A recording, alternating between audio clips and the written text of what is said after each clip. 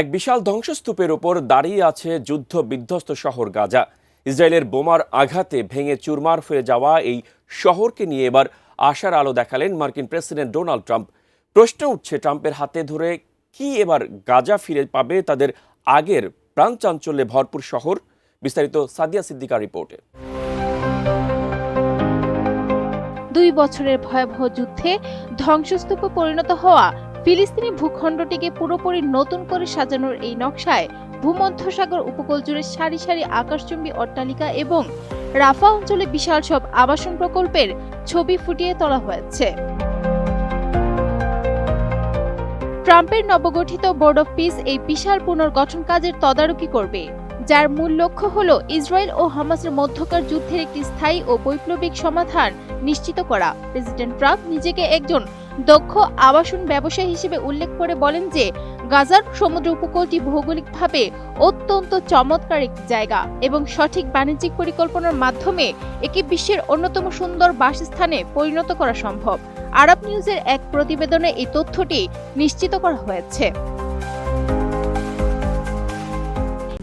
RICL TMX, যুগের পর যুগ স্থাপনা থাকে মজবুত।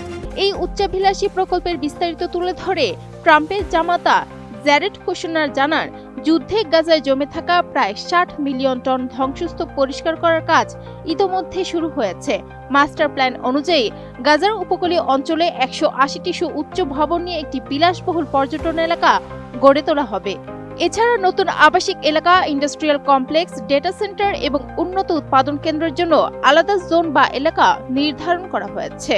যোগাযোগ ব্যবস্থার আমূল পরিবর্তনে মিশর সীমান্তের কাছে একটি নতুন সমুদ্র বন্দর ও বিমানবন্দর তৈরির পাশাপাশি মিশর, ইসরায়েল ও গাজার সংযোগস্থলে একটি ত্রিপক্ষীয় ক্রসিং স্থাপনের প্রস্তাব করা হয়েছে।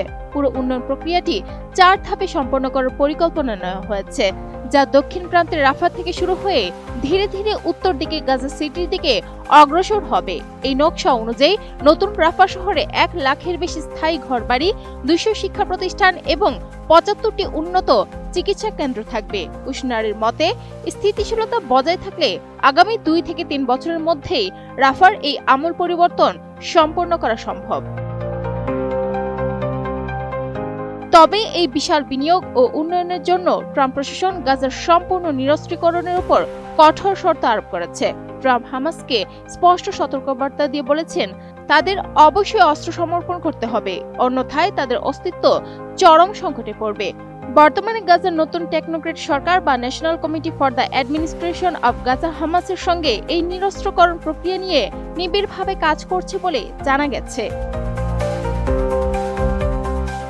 পরিকল্পনার মানচিত্রে মিশর ও ইসরায়েল সীমান্ত বরাবর একটি খালি জায়গা রাখা হয়েছে, যা মূলত একটি নিরাপত্তা বেষ্টনী হিসেবে কাজ করবে এবং গাজা পুরোপুরি নিরাপদ না হওয়া পর্যন্ত সেখানে ইসরায়েলি বাহিনী মোতায়েন রাখার কথা বলা হয়েছে।